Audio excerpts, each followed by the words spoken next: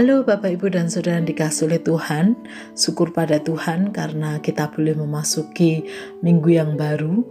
Dan hari ini mari kita akan melanjutkan pembacaan firman Tuhan dari kitab 2 Samuel pasal yang ke-6.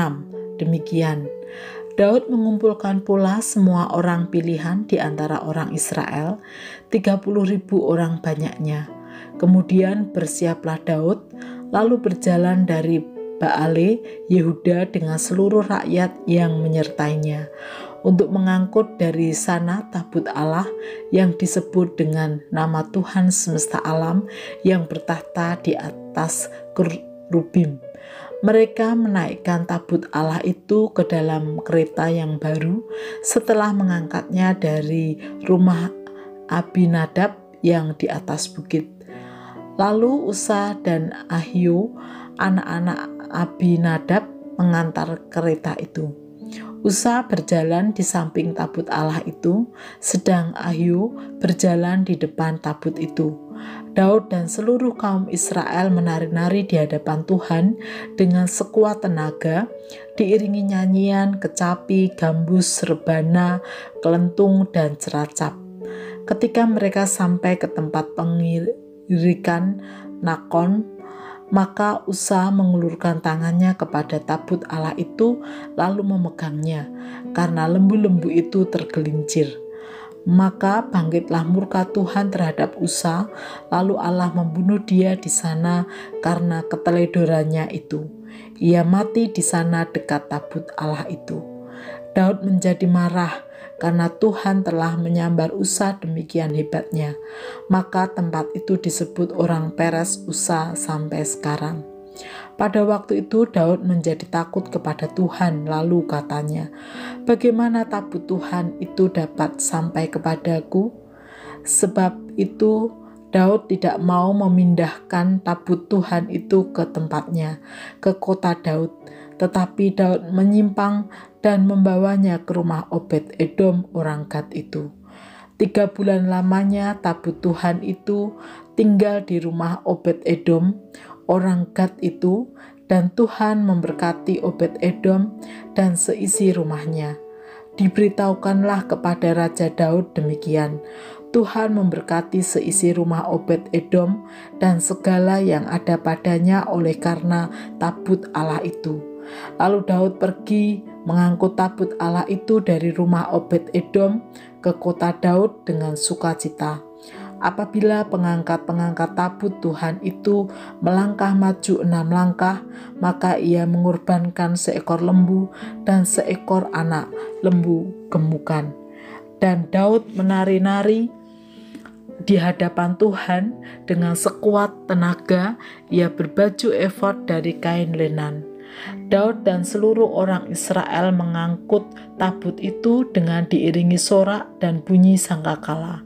Ketika tabut itu masuk ke kota Daud, maka Mikal anak perempuan Saul menjenguk dari jendela, lalu melihat Raja Daud meloncat-loncat serta menari-nari di hadapan Tuhan. Sebab itu ia memandang rendah Daud dalam hatinya.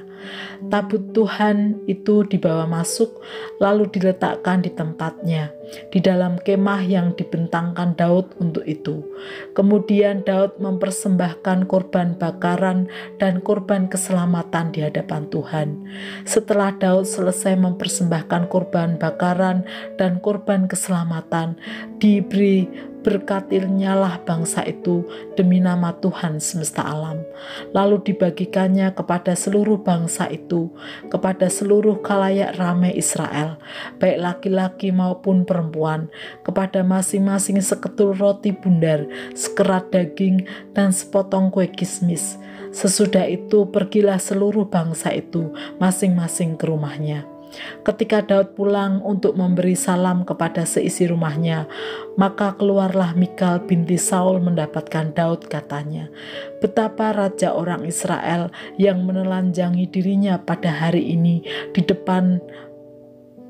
depan mata budak-budak perempuan para hambanya, merasa dirinya terhormat pada hari ini, seperti orang hina dengan tidak malu-malu menelanjangi dirinya." Tetapi berkatalah Daud kepada Mikal, "Di hadapan Tuhan yang telah memilih aku dengan menyisihkan ayahmu dan segenap keluarganya untuk menunjuk aku menjadi raja atas umat Tuhan, yakni atas Israel. Di hadapan Tuhan aku menari-nari, bahkan aku akan menghinakan diriku lebih daripada itu. Engkau akan memandang aku rendah, tetapi bersama-sama budak-budak perempuan yang kau katakan itu, bersama-sama merekalah aku mau dihormati." Mikal binti Saul tidak mendapat anak sampai hari matinya. Bapak, Ibu, dan Saudara yang dikasihi oleh Tuhan, dari pembacaan teks kita hari ini kita bisa melihat bahwa tabut Tuhan yang menjadi simbol kehadiran Tuhan bagi umat Israel dijaga sedemikian rupa, bahkan oleh raja. Karena itu, ketika Daud hendak memindahkan tabut Tuhan ke Yerusalem, ia menjaganya sedemikian rupa sehingga tidak seorang pun dapat mendekat atau menjamah dengan sembarangan.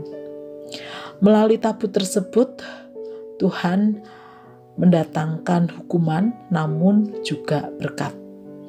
Oleh karena itu, ketika Daud hendak memindahkan tabut Tuhan menuju Yerusalem dari rumah Obed Edom, dia sangat bersukacita memuji Allah karena kebesaran Tuhan. Ia meluapkan rasa syukurnya pada Tuhan dengan menari-nari, bersorak-sorak diiringi oleh musik dan juga orang-orang yang bersama dengan dia. Namun demikian, bagi Mikal, istrinya, hal itu dipandang sangat memalukan. Menarik bahwa ketika Mikal menyampaikan hal itu kepada Daud, Daud dengan lantang menjawab di ayat yang ke-21 sampai 23 demikian. Tetapi berkatalah Daud kepada Mikal, "Di hadapan Tuhan yang telah memilih aku dengan menyisihkan ayahmu dan segenap keluarganya untuk menunjuk aku menjadi raja atas umat Tuhan, yakni atas Israel.